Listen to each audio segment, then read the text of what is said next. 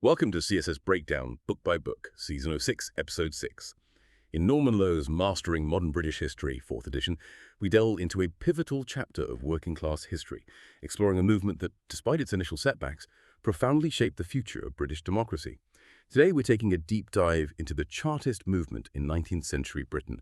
Now, this was really the first large-scale political organization for the working class, a genuine forerunner of what eventually became the Labour Party. And it's fascinating because while it might have looked like, well, failure at the time, its long-term impact on British democracy was actually pretty profound. Yeah, absolutely. And to really get a sense of that impact, you have to understand the context, the sort of pressure cooker that was 19th century Britain.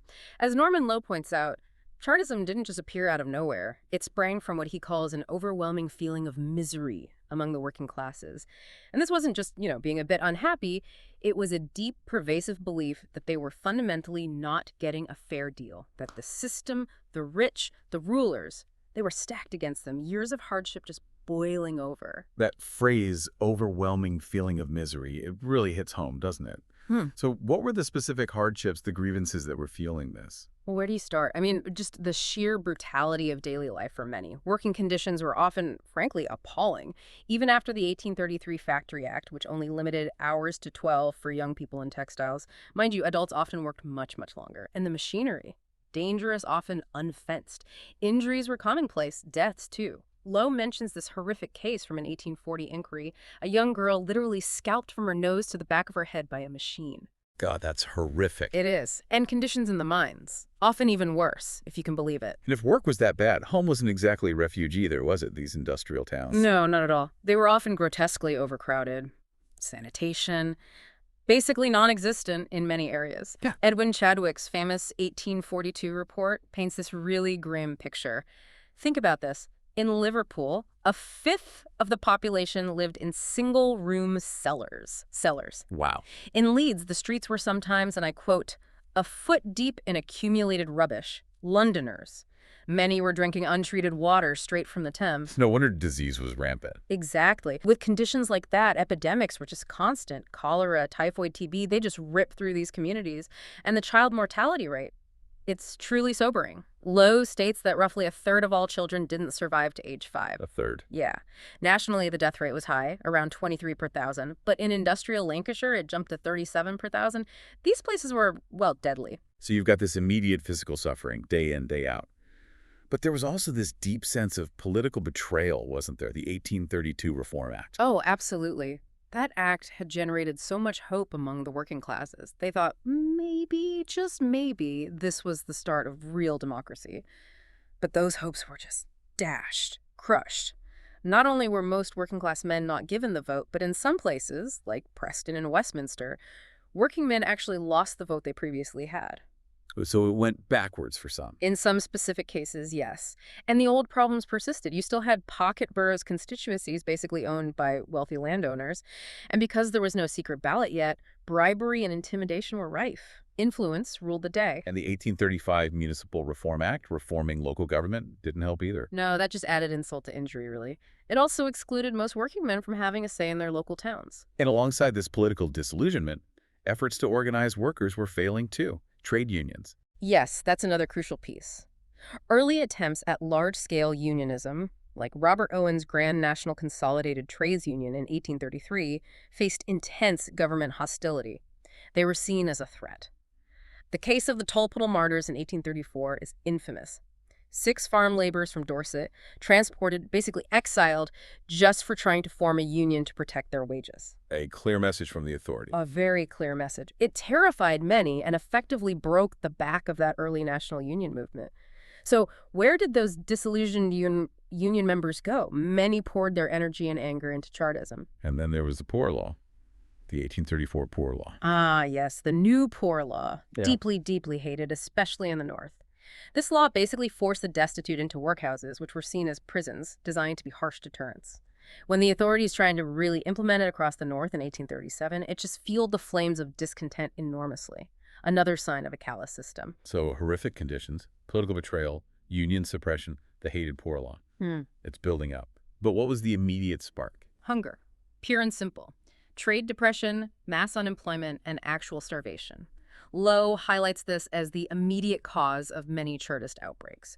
There was a Chartist supporter, Reverend J.R. Stevens, who put it very bluntly. He said Chartism was a knife and fork question, a bread and cheese question. Survival. Basic survival. He argued every Englishman had a God-given right to have a good coat and hat, a good roof over his head, a good dinner upon his table.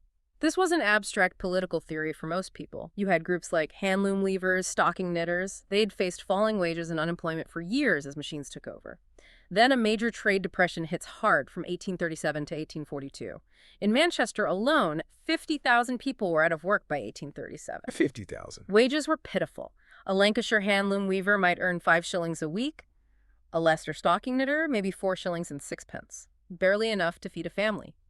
General Napier, the army commander in the north, he wasn't exaggerating when he observed that everywhere people are starving in the manufacturing districts. So when you pull all those threads together, the awful conditions, the political exclusion, the failed unions, the poor law, the sheer hunger, it's almost surprising it didn't explode even sooner. Exactly. And it's no wonder, as Lowe notes, that all these grievances got lumped together and blamed squarely on the government of the day, the rotten Whigs, as one Chartist called them. They were seen as responsible for the broken promises, the unpopular reforms, and the complete failure to improve ordinary people's lives. Given that level of desperation, a mass movement like Chartism felt almost inevitable. So how did it actually start to take shape as an organized movement? Well, it's a bit tricky to pinpoint an exact date because there were lots of protest groups bubbling up. But historians usually date the formal beginning to the founding of the London Working Men's Association, the LWMA, in 1836. This was mainly skilled craftsmen, people like William Lovett and Francis Place. They were articulate, organized. And they drove the charter. Yes, in 1837, working with some radical MPs, they drafted the People's Charter. 6 key demands. And that's where the movement got its name, Chartism. The idea just caught fire. Groups across the country affiliated rapidly. By 1838, Lowe says there were over 100 branches. That's incredibly fast growth. And it became more formalized. It did. In 1840, they formed the National Charter Association, the NCA. This gave it more structure, annual subscriptions, local meetings, a central body. By 1842, the NCA claimed something like 400 branches and 50,000 paying members, which, for a working-class organization funded by pennies, is pretty remarkable organizationally. Who were these members, these Chartists? Overwhelmingly working class. There was some early middle-class support figures like Thomas Atwood, a Birmingham banker, even Robert Owen, but they tended to drift away, often put off by the more radical, sometimes violent talk that emerged. And the leaders. Often came from what the historian Miles Taylor called the persuading professions. You know, people good with words, journalists, preachers, sometimes even actors, people whose words became weapons, as Taylor put it. But the real consistent backbone, the rank and file members. Lowe identifies craftsmen displaced by machines, those handloom movers again, nail makers, also workers in declining industries, potters in Staffordshire, framework knitters in the East Midlands. So more support in some areas than others. Generally, yes. Support could be strong in industrial areas like the coal fields, but often flared up mainly during economic slumps. Agricultural areas, much less consistent support, more isolated. Okay, so this diverse group coalesces around the charter. What was the ultimate aim? What did they hope these 6 points would achieve? The core aim was pretty radical for the time. A fundamental change in the parliamentary system. They believed that only by getting political power, getting the vote, could the working classes force the government to actually improve their lives. It wasn't just about tweaking the system, it was about fundamentally shifting power. One leader, James Bronte O'Brien, had this quote. He said they wanted to be at the top instead of the bottom of society, or rather that there should be no bottom or top at all. A truly radical vision. So what were those 6 specific demands in the People's Charter? Right, the famous 6 points. First, universal male suffrage, basically, the vote for all men aged 21 and over. Simple as that. Okay. Second, voting by secret ballot. Absolutely crucial, they felt, to stop employers or landlords intimidating people into voting a certain way, to end the bribery. Makes sense. Third, equal electoral districts, meaning constituencies should have roughly the same number of voters, so each vote carried equal weight. No more rotten boroughs. Fair enough. No property qualification for MPs. At the time, you had to own a certain amount of property to even stand for parliament. This would open the door for working men to become MPs. Right, so not just voting, but being represented by people like them. Exactly. Fifth point, payment of MPs. Tied to the previous one, really. If MPs weren't paid, only wealthy men could afford to do the job. Payment would allow ordinary people to serve. And the last one, number 6. Annual elections. Mm-hmm. This one might seem a bit odd to us now, but the idea was it would be the ultimate check on MPs. If they had to face re-election every single year, they'd be much more accountable to their voters, and, crucially, it would make bribery incredibly expensive and impractical. You couldn't keep buying a seat every 12 months. That's a clever mechanism, actually. So those were the 6 core political demands. But were there other aims floating around? Oh, yes.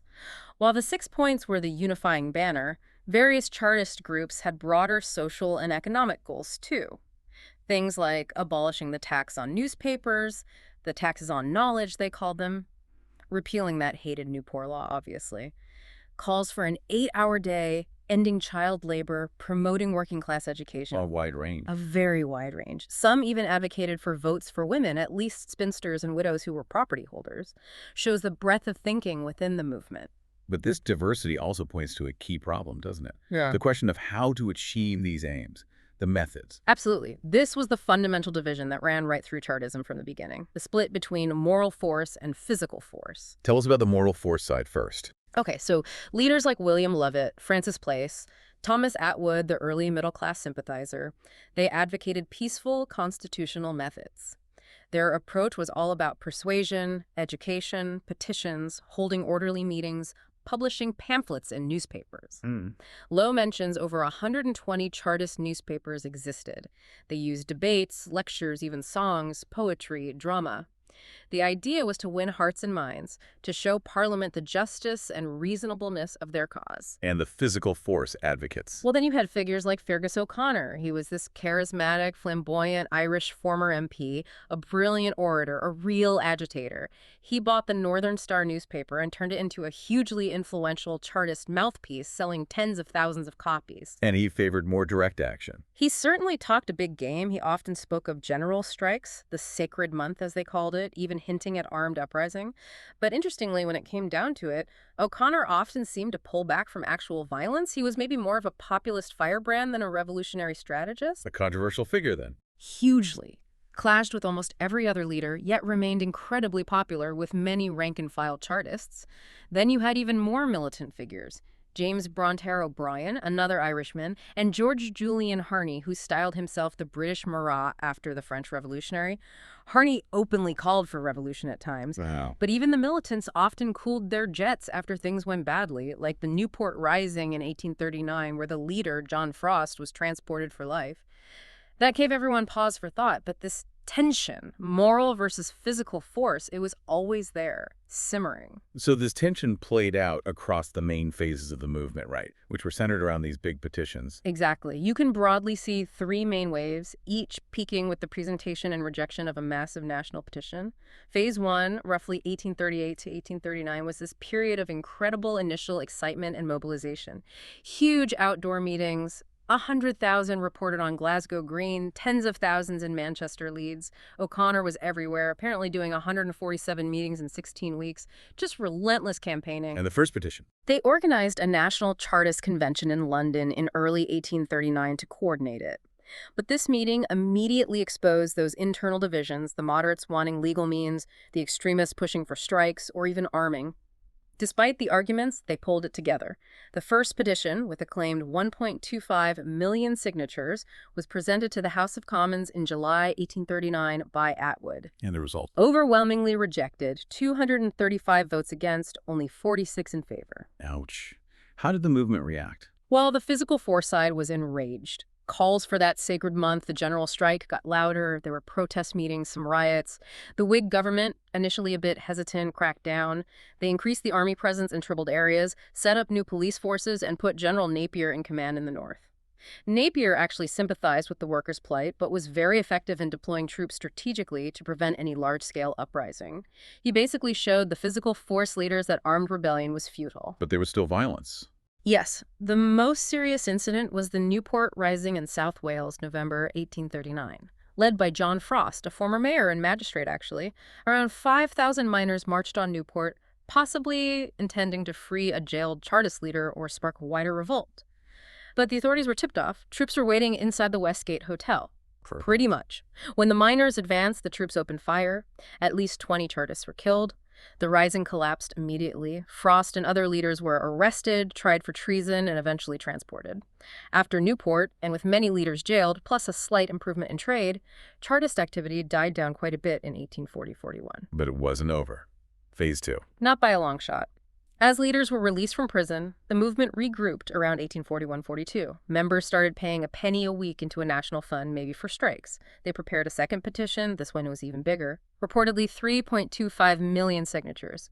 Lowe mentions it was physically enormous, apparently 6 miles long when unrolled. 6 miles. Incredible image, isn't it? It was carried to Parliament in May 1842 by a procession of maybe 100,000 people.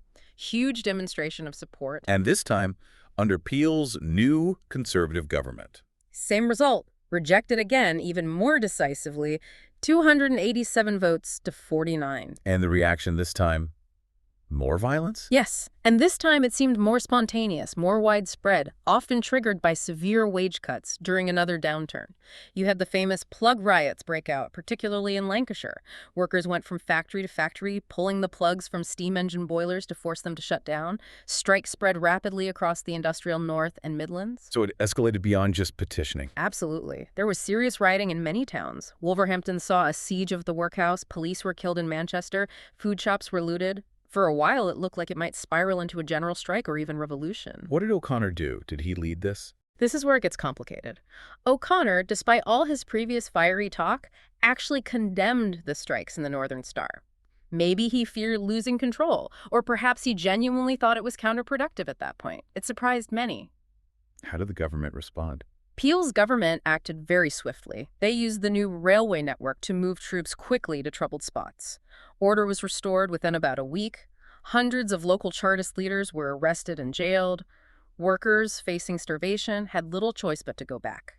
And again, as trade started to pick up in 1843, membership began to decline. So on to the third and final phase, the late 1840s. Right, the last big push, around 1847-48. In the mid-40s, O'Connor, still hugely popular despite everything, had shifted focus to his land plan.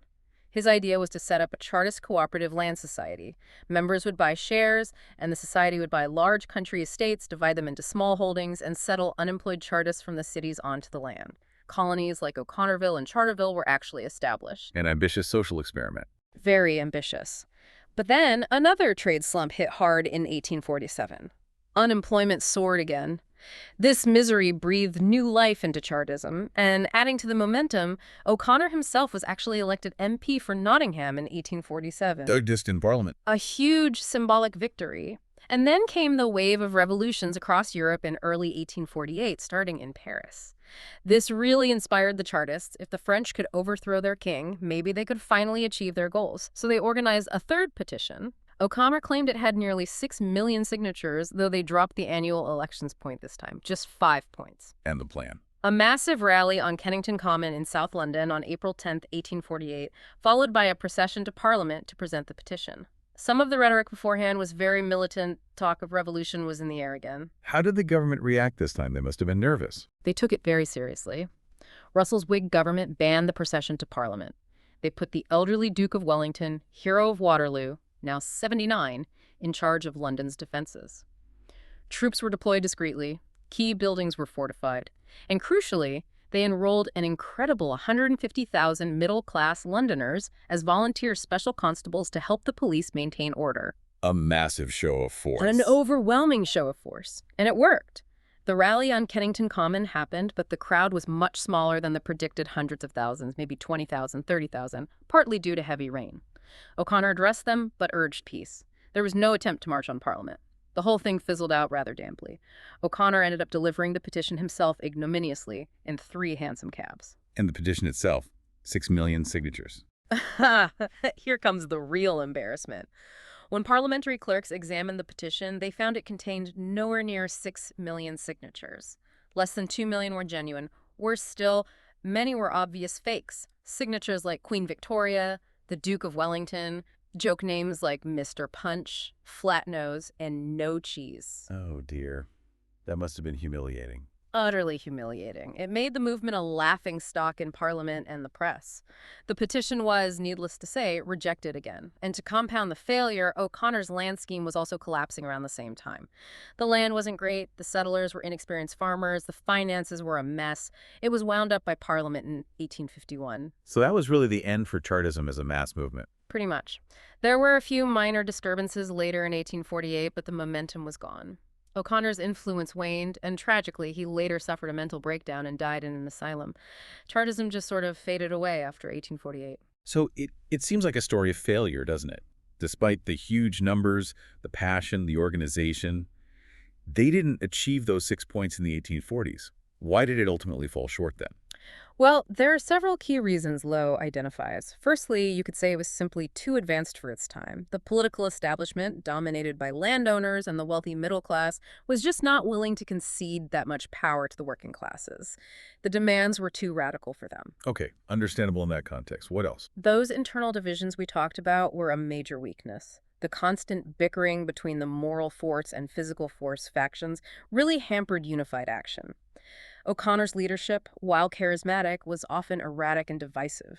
His land scheme, for example, was seen as a distraction by many other leaders. Lack of unity, then. Definitely.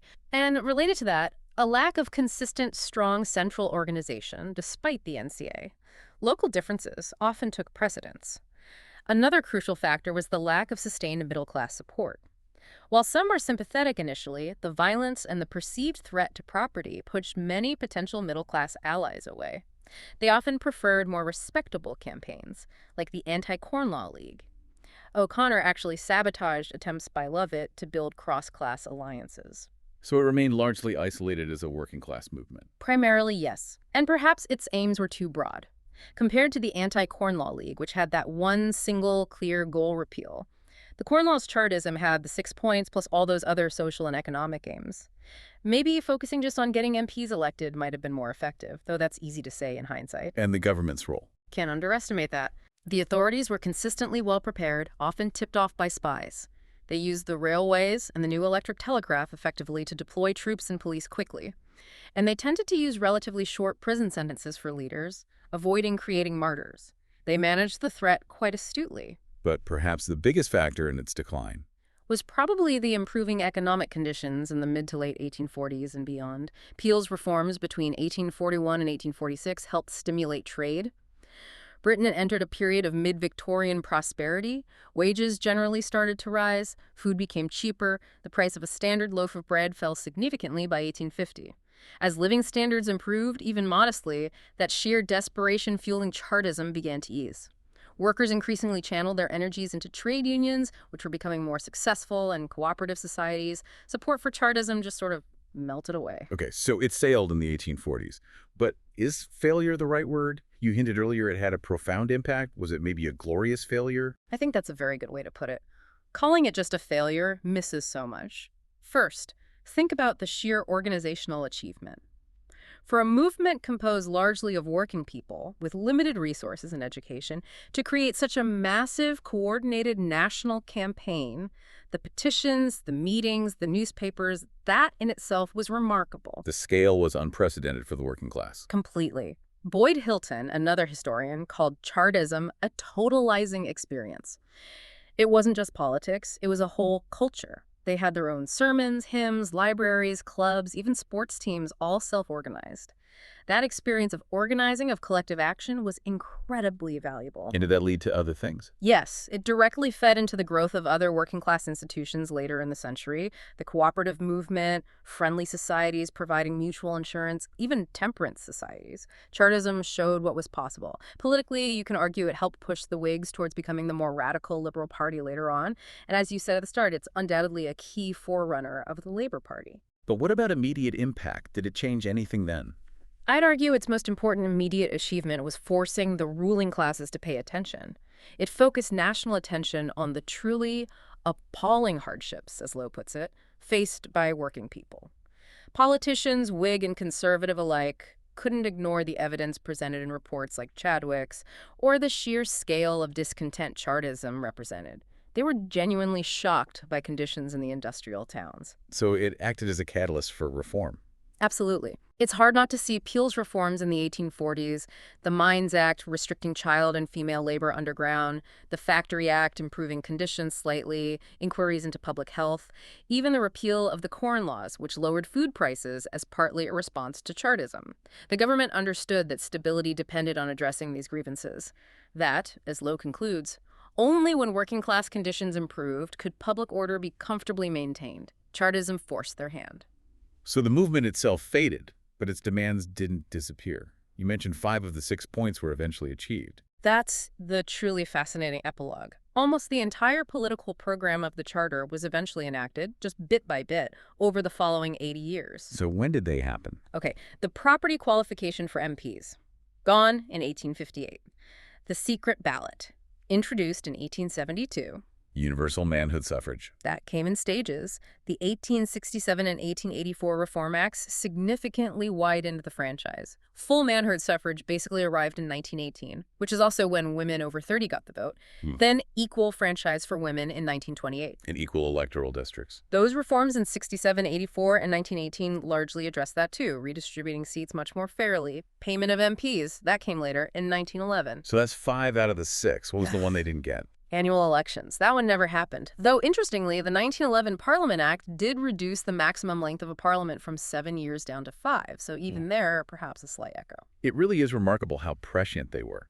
Their entire platform, bar one point, became the basis of British democracy over time. It really is. It shows how far ahead of their time they were, but also how persistent those democratic ideals were. So, looking back, Chartism really does feel like a glorious failure.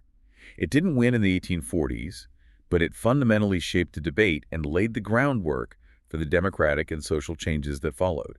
It forced Britain to confront the conditions of its working class and eventually to incorporate them into the political nation. I think that's exactly right, which perhaps leaves us with a thought. Consider what other movements throughout history might look like failures in the short term. Movements that didn't achieve their immediate goals, that fizzled out or were crushed. How many of them, like Chartism, might have planted seeds that only bore fruit decades or even centuries later? What does that tell us about how we measure success and how change really happens? A really fascinating thought to end on. Thank you for joining us for this deep dive into the Chartist movement.